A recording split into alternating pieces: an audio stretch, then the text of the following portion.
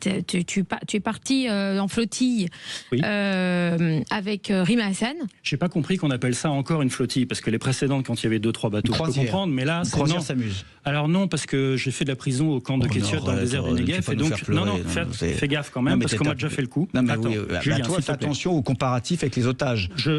Moi, je fais pas. C'est pas moi qui fais des comparaisons de ce genre-là. Moi, je parle de mon expérience, et je demande pas qu'elle soit glorifiée ou applaudie.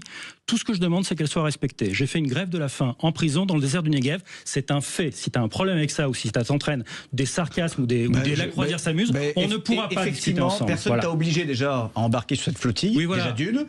Alors que les otages, on leur a pas demandé de passer des nuits et des jours entiers dans des conditions inhumaines avec des geôliers qui les martyrisaient. Ça, on leur a pas demandé. Donc toi, tu as fait le choix de monter sur la flottille. Tu as fait le choix de te mettre en scène avec tes petits copains de LFI, ou tes ex-copains de LFI, Greta Thunberg, Rima Hassan et toute la cohorte de petits bourgeois d'extrême gauche, très clairement. Et vous vous êtes mis en scène en disant, mon Dieu, on va faire une grève de la faim parce qu'on est mécontent. Excuse-moi.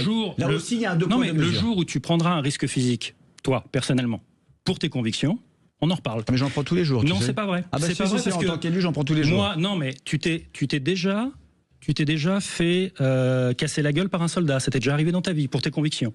Ça t'est déjà arrivé, oui ou non? La gueule par un soldat. Ça t'est déjà arrivé, oui ou non? Mais tu t'es pas fait casser la gueule par un soldat. Moi, ça m'est arrivé. Moi, ça m'est arrivé. Et j'ai plusieurs témoins.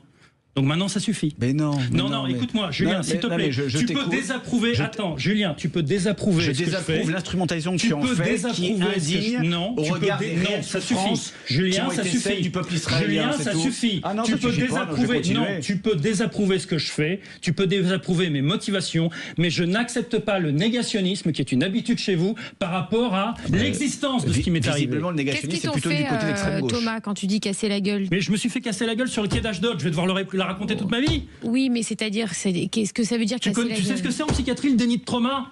C'est quand un sinistre connard qui te dit que ce qui t'est arrivé t'es pas arrivé. Alors, non, je n'accepte pas. Je ne l'accepte pas. Oui. Est-ce que la France doit boycotter le concours de l'Eurovision en 2026 par rapport à la présence d'Israël qui a été confirmée par l'Eurovision? Oui, bien sûr. Pourquoi? Bien sûr, parce qu'Israël est coupable de génocide à Gaza, et que quand la Yougoslavie s'est rendue coupable de génocide en Bosnie, la Yougoslavie a carrément été exclue de l'Eurovision. C'était de 93 à 2003. Donc si on est cohérent, à partir du moment où la culpabilité d'Israël est confirmée dans le cas du génocide, on en a parlé dans un précédent débat, les différentes autorités qui le déclarent, en fait, il faudrait qu'Israël soit exclu de l'Eurovision pour ce simple motif, mais puisqu'elle ne l'est pas, dans ce cas-là, il faut que la France et tout autre pays qui se respecte en termes de valeurs